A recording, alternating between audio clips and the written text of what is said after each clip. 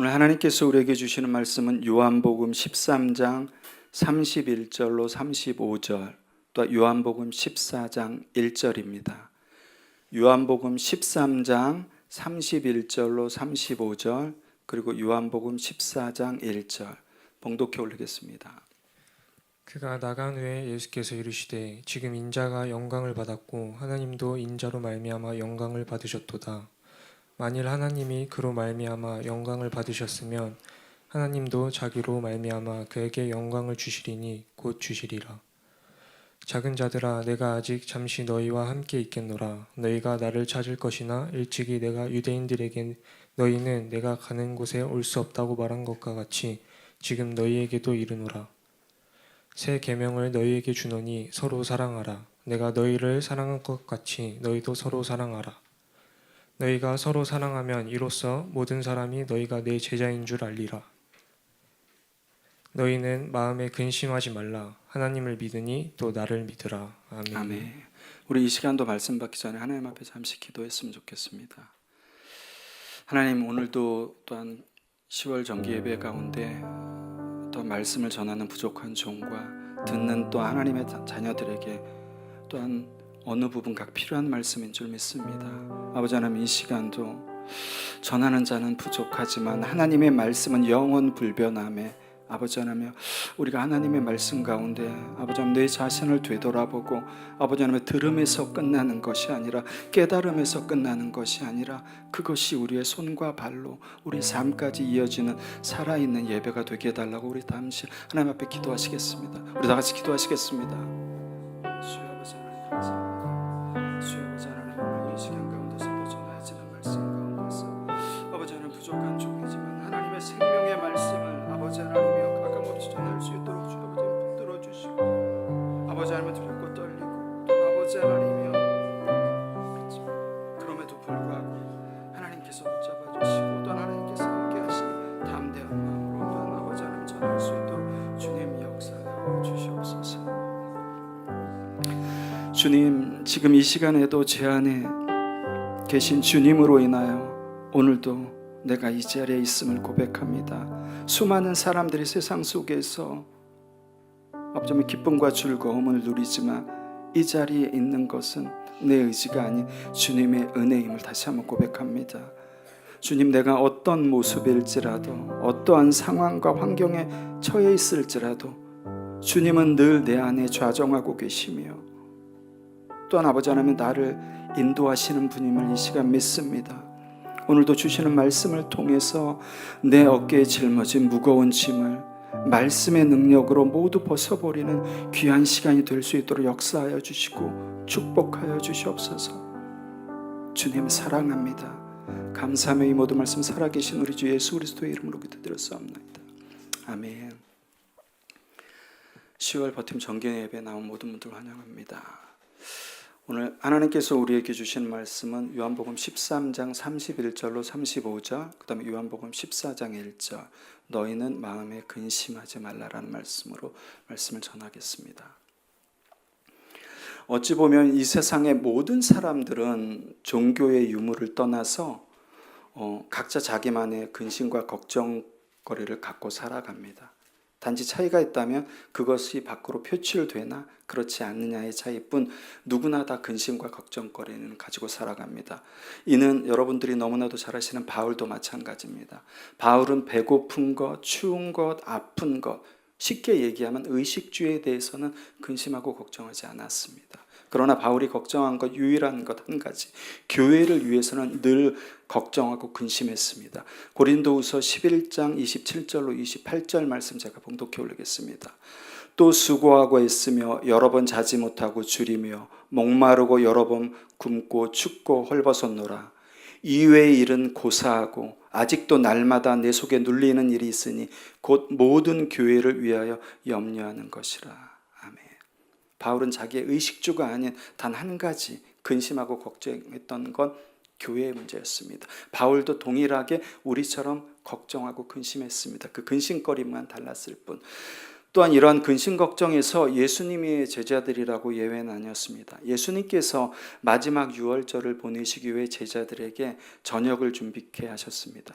모든 저녁 식사 준비가 끝나고 제자들과 예수님은 이제 식탁에 둘러 앉았습니다.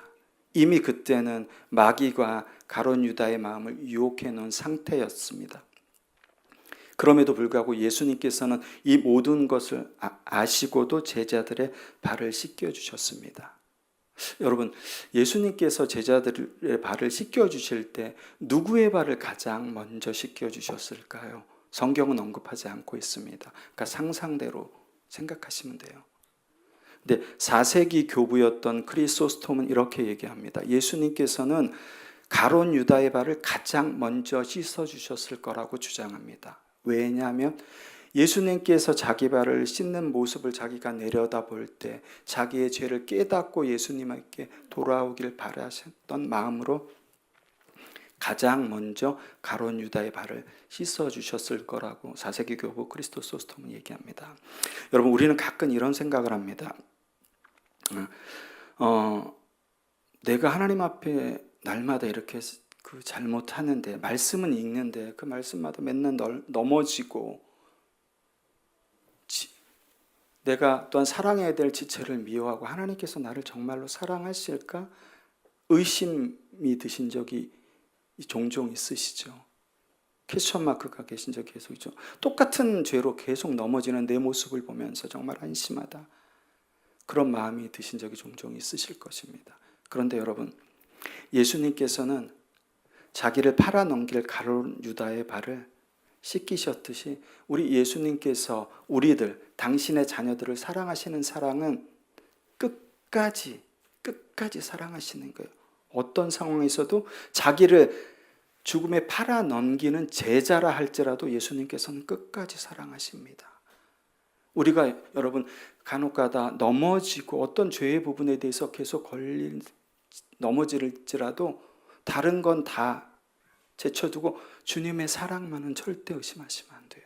주님은 끝까지 우리를 사랑하시는 분이에요. 오늘 말씀을 통해서, 오늘을 살아가는 저희들을 통해서 우리 보여지는 수많은 문화 가운데, 환경 가운데 우리가 실족하고 넘어질 게 얼마나 많습니까? 그 모든 걸 다 아세요. 그럼에도 불구하고 우리 주님은 끝까지 우리를 사랑하십니다. 여러분, 예수님께서 말씀하십니다. 너희 중에 하나가 나를 팔 것이다. 여러분, 제자들 입장에는 마른 하늘의 날벼락과 같은 얘기예요. 도저히 이해할 수 없는 얘기예요. 아니 왜? 3년 동안 동고동락한 스승님께서 왜? 무엇 때문에 누가 예수님을 팔아? 제자들로서는 도저히 이해할 수 없었던 것입니다. 그래서 평소에 예수님께서 정말 사랑하셨던 야고보의 동생 요한에게 베드로가 눈짓을 보냅니다. 예수님께 빨리 여쭤봐. 그 자가 누군지 빨리 여쭤봐. 이에 예수님께서 이렇게 대답하십니다. 요한복음 13장 26절 말씀이에요. 예수께서 대답하시되 내가 떡 한 조각을 적셔주는 자가 그니라 하시고 곧 떡 한 조각을 적셔서 가롯 시몬의 아들 유다에게 주시니. 아멘. 여러분, 예수님께서 이렇게 요한이 예수님의 기대서 그 자가 누구입니까? 여쭤봤을 때 예수님께서 사람 많은데 떡을 적셔주는 자가 그 자라고 하면 가룟 유다라고 말씀하셔도 돼요. 근데 예수님께서는 왜 굳이 직접적으로 가룟 유다의 이름을 호명하시지 않고 빵을 찍어서 적셔서 주셨을까요? 이것도 예수님께서 가룟 유다의 발을 닦이실 때 동일한 이유였어요. 마지막 순간까지라도 예수님께서는 그가 돌이키기를 원하시는 마음에서 직접적으로 이름을 호명하시지 않고 간접적인 행동으로 보여주신 거예요. 끝까지 회개하기를 기다리신 거예요. 여러분, 우리가 하나님 앞에 설 때 언제 어느 순간에 설지 모릅니다.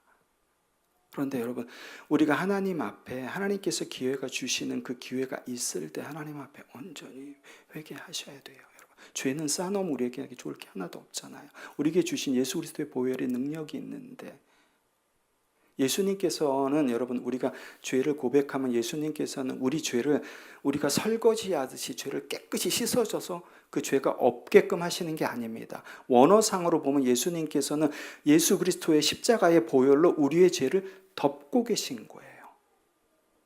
예수 그리스도의 보혈로 우리의 죄를 덮고 계시기 때문에 동이 서에서 먼 것처럼 기억하시지 않는 거예요. 우리의 죄가 없어진 게 아니라 예수 그리스도의 보혈로 계속해서 덮고 계신 겁니다. 우리가 회개하면 회개할 때마다 예수님께서 그렇게 덮고 계신 것입니다. 반면 예수님께서는 또 베드로에게 또한 다음과 같이 말씀하십니다. 요한복음 13장 38절 말씀입니다. 예수께서 대답하시되 내가 나를 위하여 내 목숨을 버리겠느냐? 내가 진실로 진실로 내게 이르노니 닭 울기 전에 내가 3번 나를 부인하리라. 복음서에는 여러분 이게 닭 울기 전에 예수님을 부인하리라. 여긴 또 3번 부인하리라고 되어 있어요. 3번 부인하리라.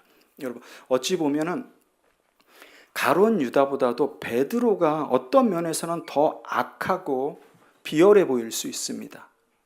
왜냐하면은 베드로는 예수님 앞에서 제가 죽는 한이 있어도 주님을 떠나지 않을 거예요. 주님을 배반하지 않을 거예요. 라고 호언장담을 했어요. 그렇게 주님 앞에서 호언장담을 했던 베드로가 예수님을 3번씩이나 그것도 저주까지 해가면서 예수님을 부인했어요. 어떤 면에서 보면 가룟 유다보다도 더 비열하고 악한 사람이에요. 그렇지만은 여러분 베드로랑 가룟 유다 사이에는 굉장히 큰 차이가 있습니다. 굉장히 큰 차이가 있어요.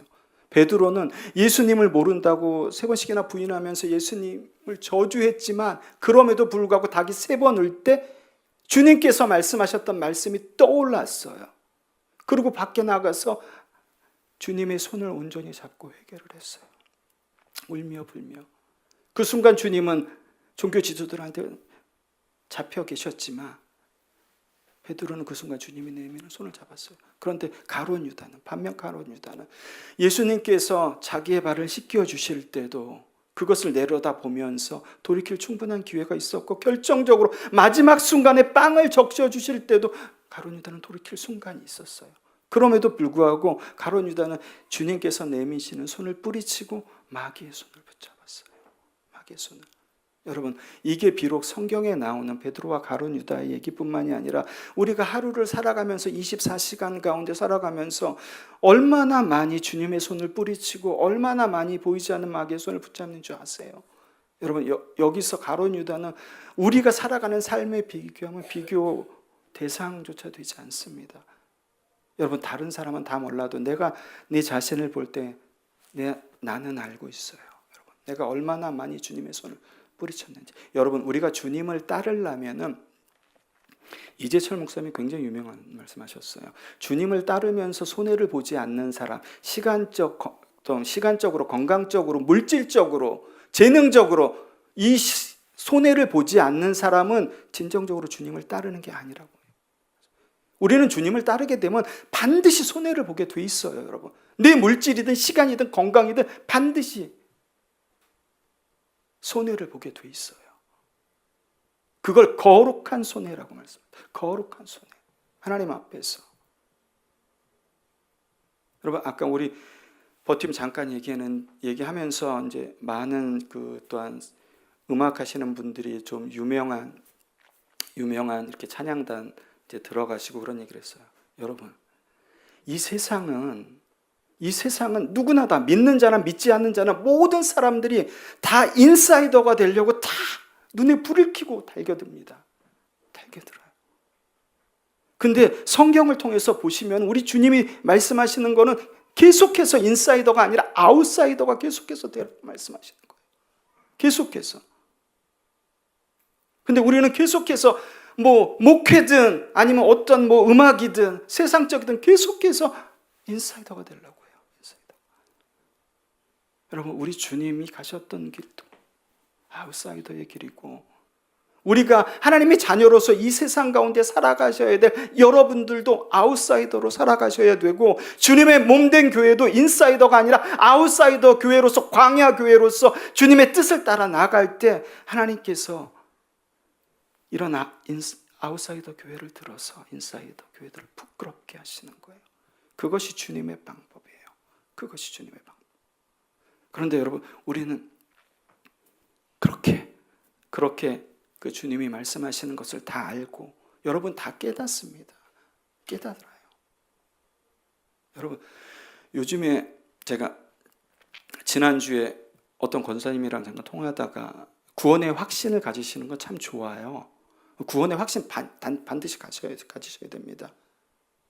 구원의 확신 반드시 가지셔야 돼요. 그런데 구원파가 어떻게 되죠? 구원파도 구원의 확신이에요.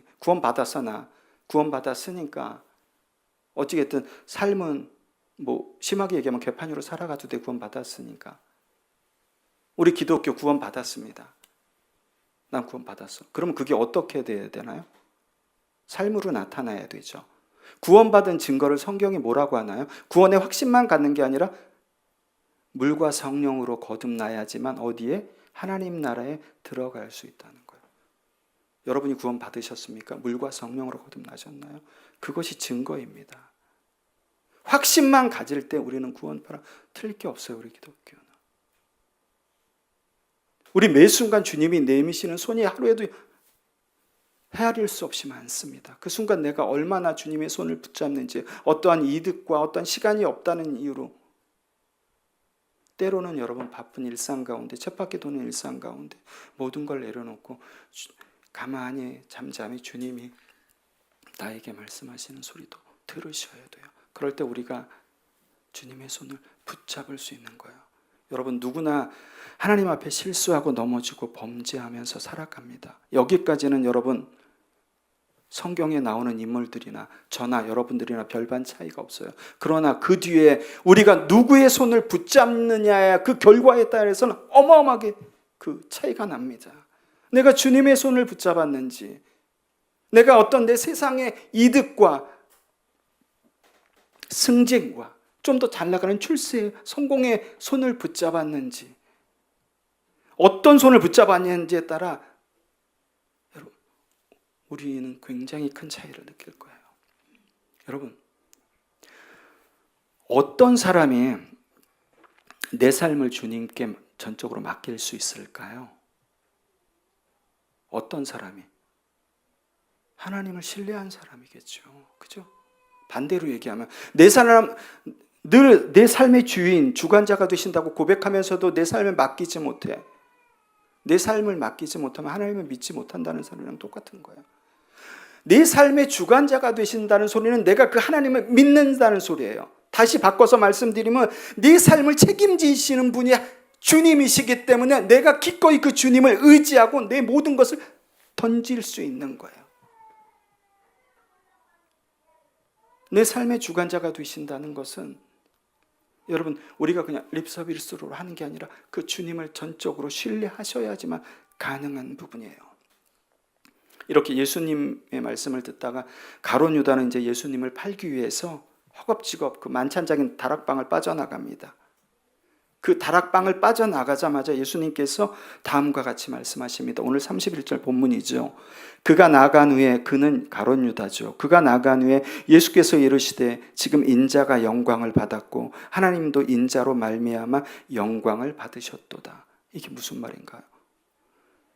예수님께서 가룟 유다가 허겁지겁 나가자마자 그가 나간 후에 예수님께서 말씀하신 거예요.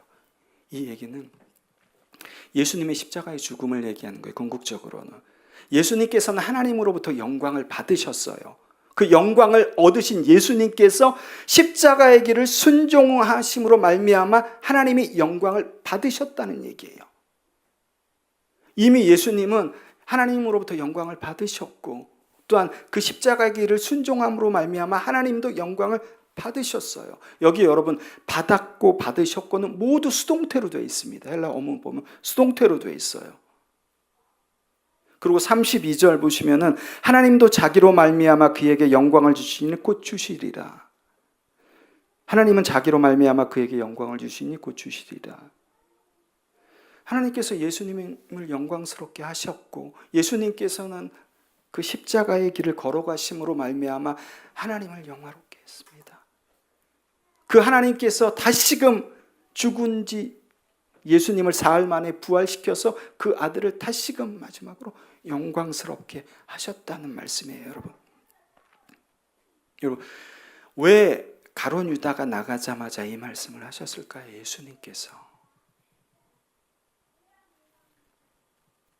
예수님께서는 너희가 지금 생각하는 것처럼, 너희가 상상하는 것처럼, 너희가 아는 것처럼 그냥 죽고, 이 세상 사람들은 죽고 끝나는 삶이 아니라는 거예요. 그건 동일합니다.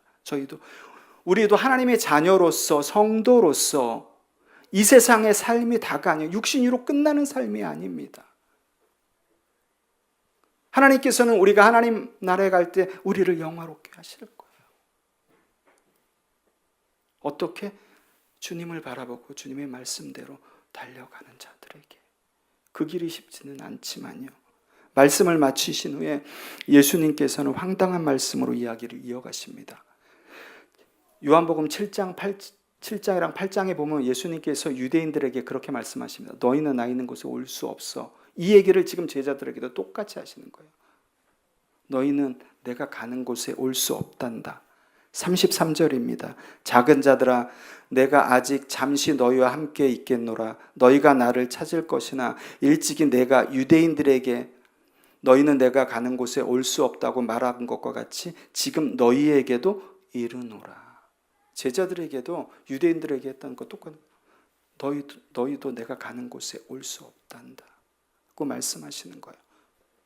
여러분, 이 33절 가장 처음에 예수님께서 제자들을 어떻게 부르셨죠? 작은 자들아. 이전 개역 한글 성경에는 소자들이라고 돼 있어요. 그러니까 작은 자들, 소자들 헬라어 원문을 보면은 테크니아라고 돼 있어. 이 테크니아는 어린 자녀들, 성숙하지 않은 어린 자녀들을 부모가 사랑스럽게 부를 때 쓰는 단어가 테크니아예요. 소자들아, 작은 자들아.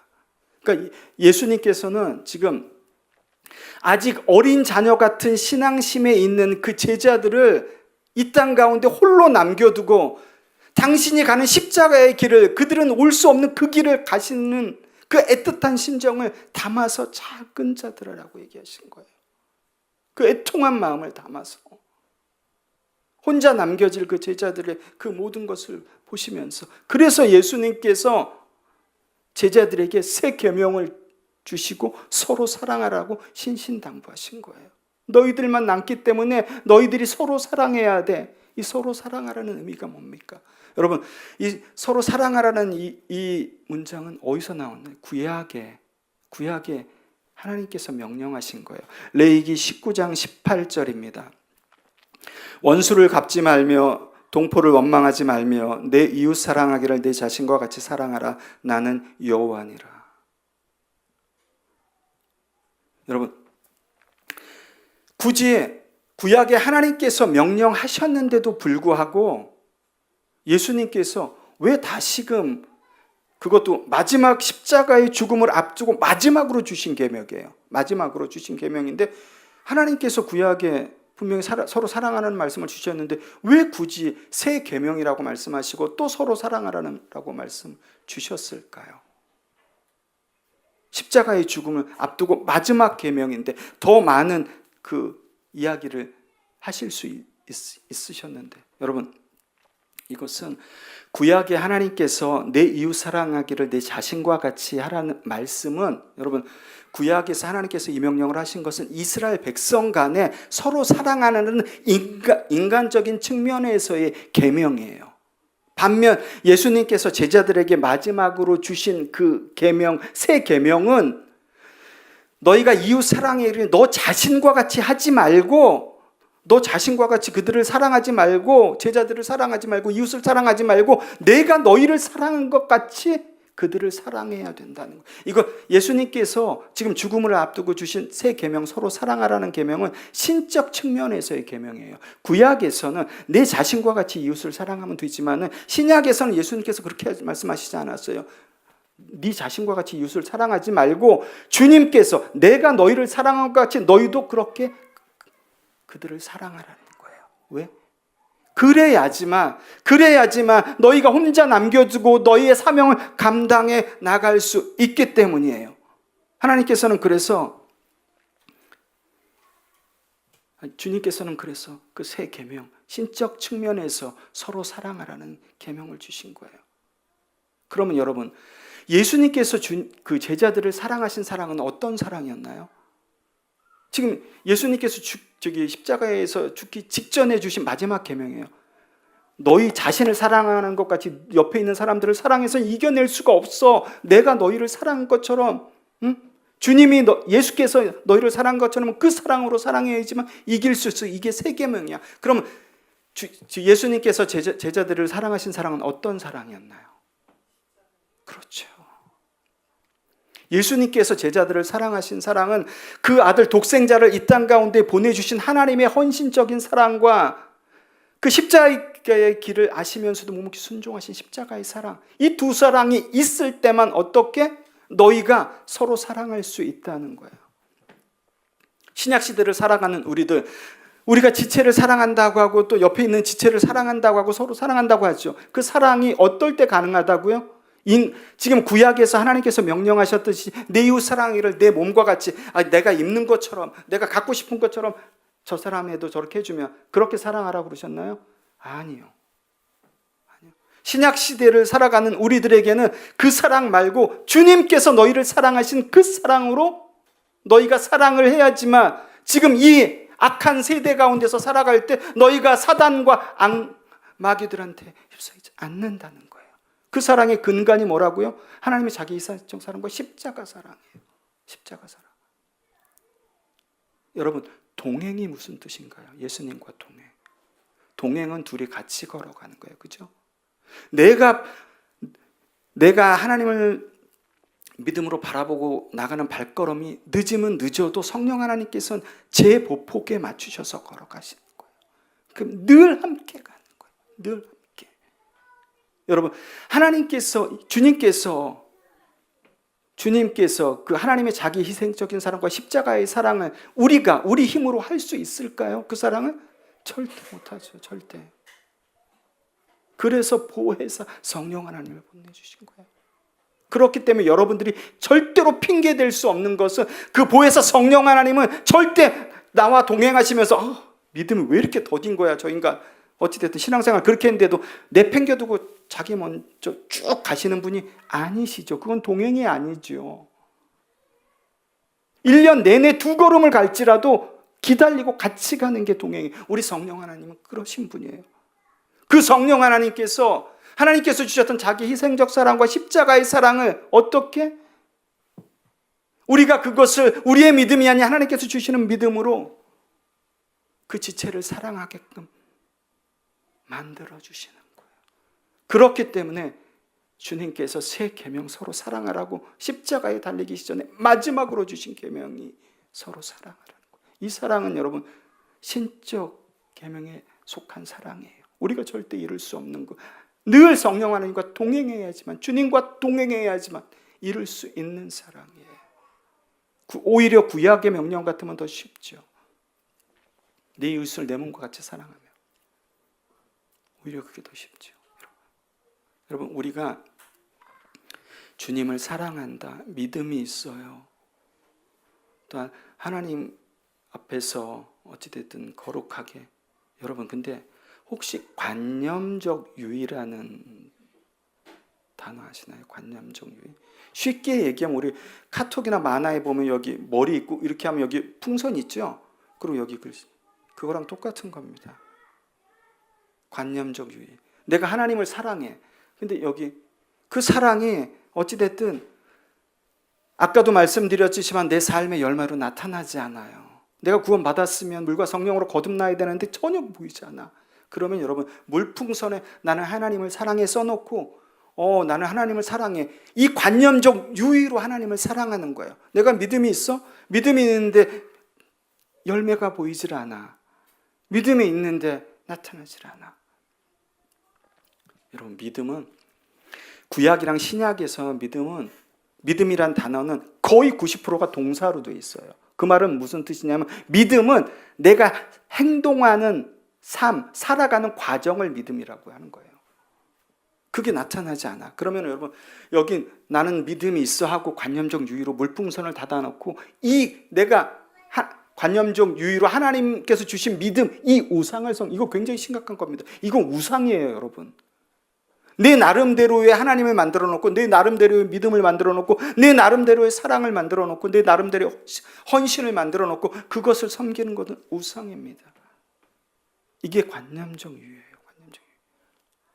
근데 오늘날 살아가는 수많은 그리스도인들이 이 관념적 유예에 빠지는 경우가 굉장히 많아요. 여러분, 우리 신앙과 신학은 언제나 이 사각 스퀘어에서 반드시 한 곳이 뚫려 있어야 돼요. 내가 신앙과 신학이 꽉 닫혀 있으면 전혀 다른 사람 걸 수용하지 않습니다. 한 곳이 뚫려 있어야지 받아들일 수 있어요. 수용할 수 있어요. 겸손해질 수 있는 거예요. 하나님을 여러분, 이 시대 2024년 하나님을 바르게, 올바르게 믿고 나가는 것은 결코 녹록지 않습니다, 여러분. 결코 녹록지 않아요. 그리고 예수님께서 11명의 제자들에게 14장부터 16장에 이르기까지, 요한복음 14장부터 16장, 예수님의 마지막 고별 설교죠. 굉장히 유명하죠. 그 첫 시작이 오늘 본문이에요. 14장 1절 말씀. 생각해 보세요, 여러분.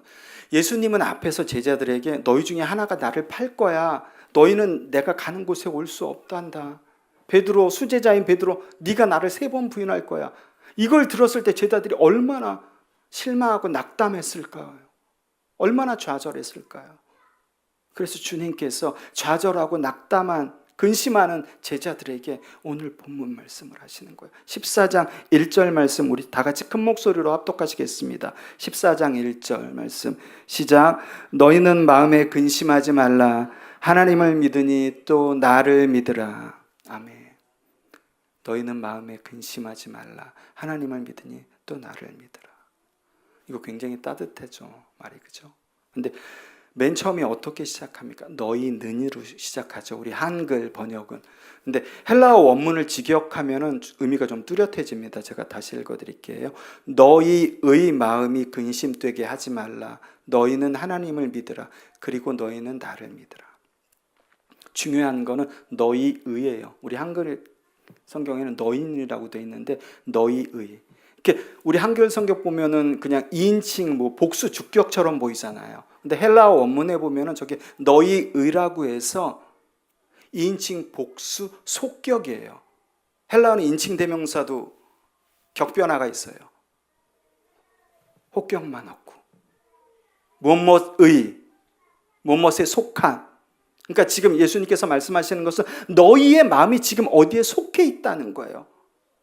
속해서 근심하고 있다는 거. 어디에 속해 있나요? 제자들의 마음이 모두 근심에 사로잡혀 있죠.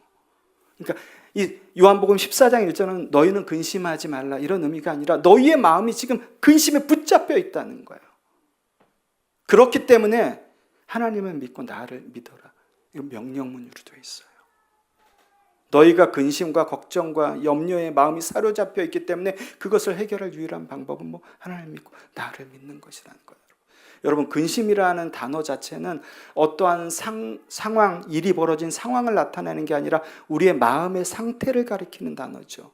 그죠? 근심, 걱정은 우리의 마음의 상태를 가리키는 단어입니다. 다른 말로 하면 내가 근심하고 걱정하고 염려한다는 것은 지금 내 영혼이 병들어 있다는 얘기예요. 병들어 있다는 얘기. 그래서 심리학에서는 근심을 느린 자살행위라고도 합니다.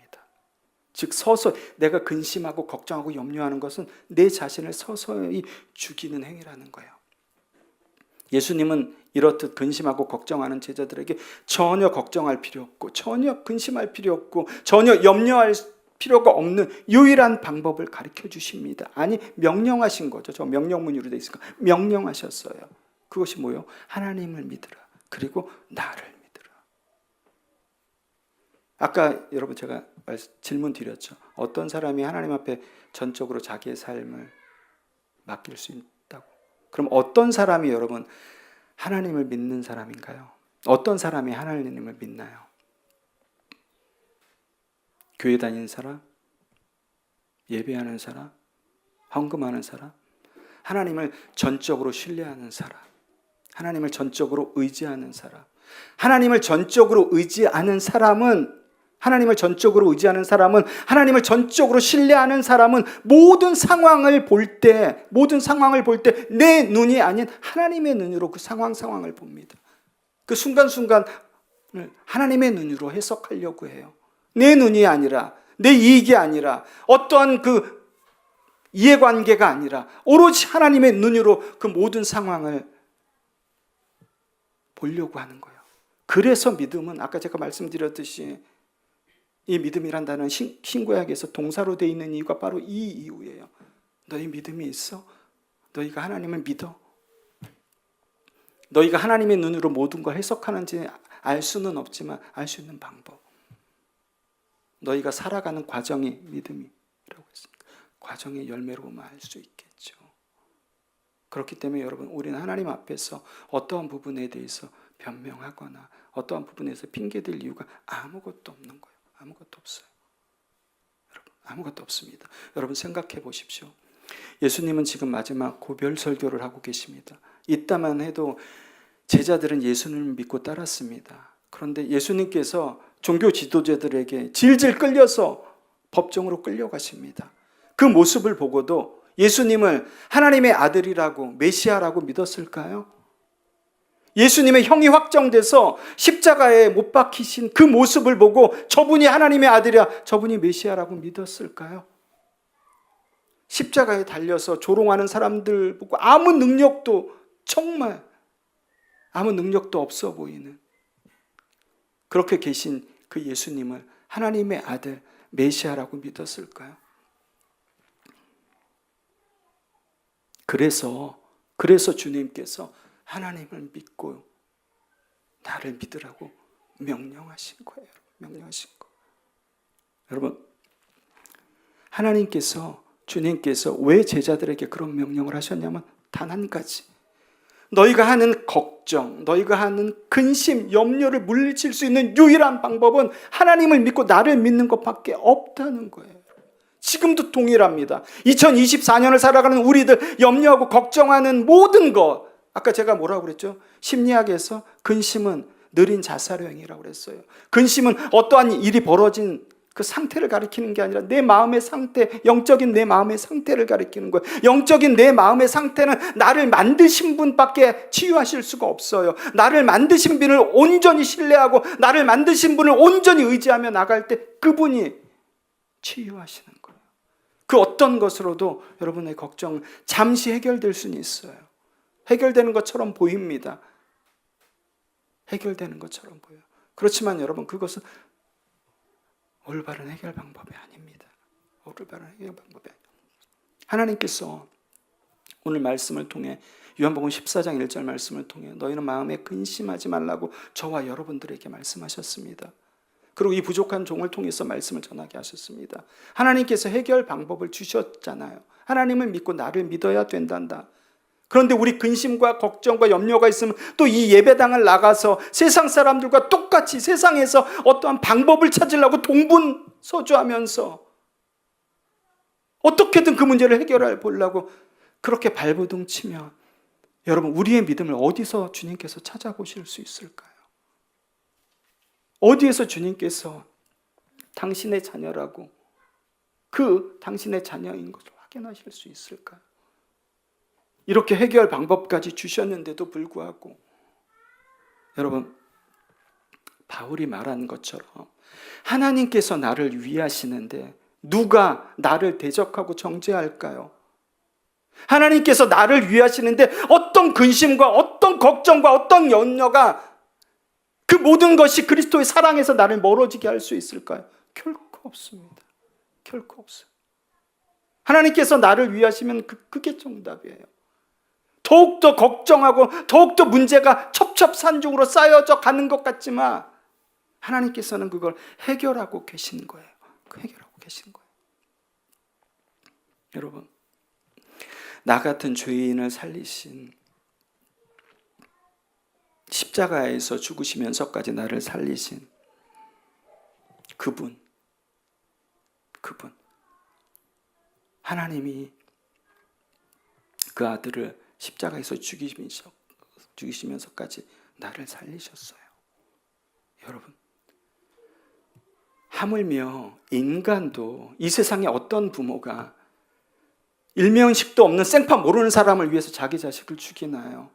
하물며 신이신 온 우주 만물을 창조하신 하나님께서 나 같은 인간을 위해서 무모하게 그 일을 행하셨어요.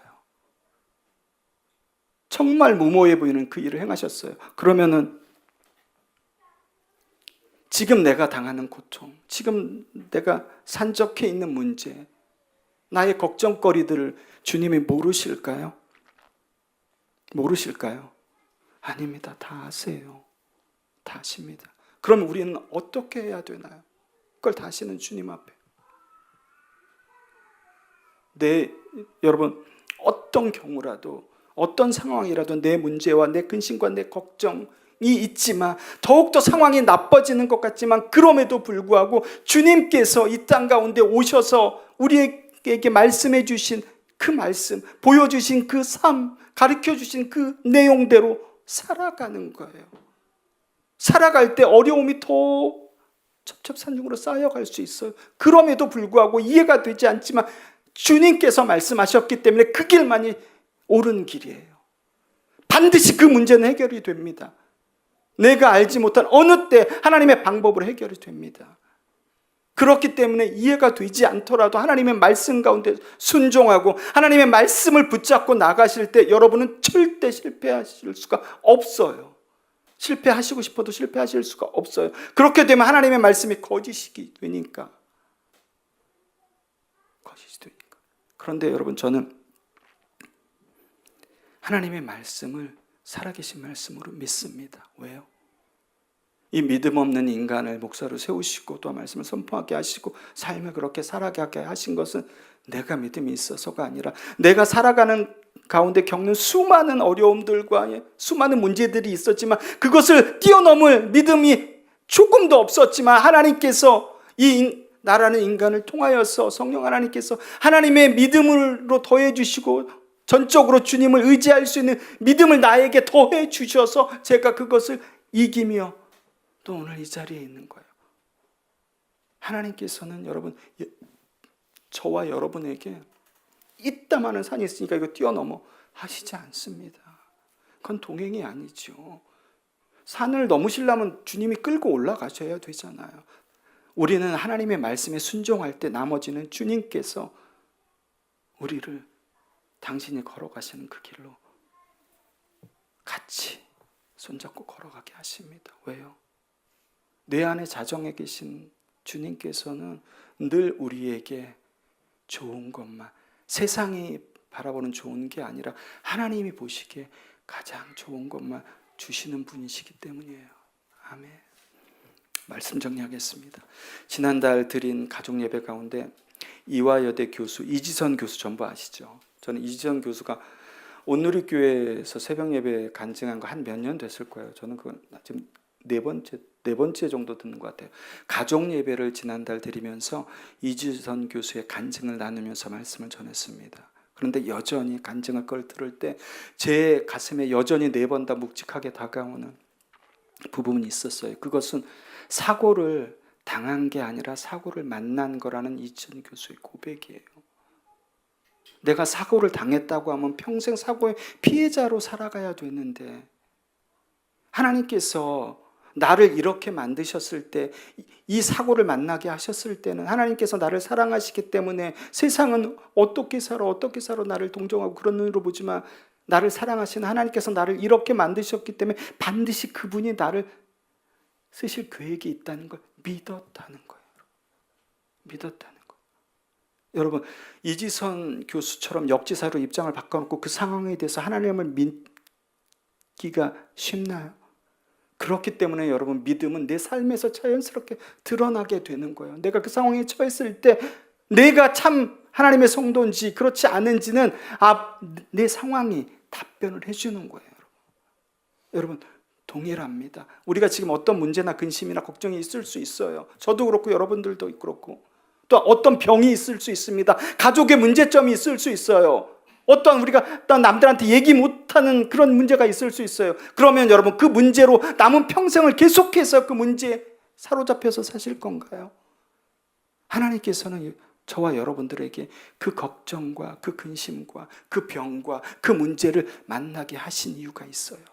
우리는 그 속에서 그 문제에서 하나님을 바라보면 되는 거예요. 하나님께서 어떤 일을 행하실지, 하나님께서 이걸 통해서 무엇을 행하실지를 거기서 우리는 하나님의 섭리를 바라보면 되는 거예요. 그럴 때 우리는 여러분 걱정과 염려를 당하고 고난을 당하고 병을 얻은 것이 아니라 걱정과 염려를 만나고 문제를 만나고 병을 만난 거예요. 하나님의 놀라운 계획을 발견하기 위해서. 그럴 때 여러분 우리는 내가 아닌 하나님께서 어느 순간 하나님을 신뢰하고 믿고 의지하고 전적으로 그분을 따르게끔 만드시는 거예요. 그럴 때 우리가 이 땅 가운데서 하나님께서 아까 말씀하신 제가 말씀드린 행복한 삶, 세상이 보기에 행복한 게 아니라 하나님 보시기에 행복한 삶을 살아갈 수 있는 거예요.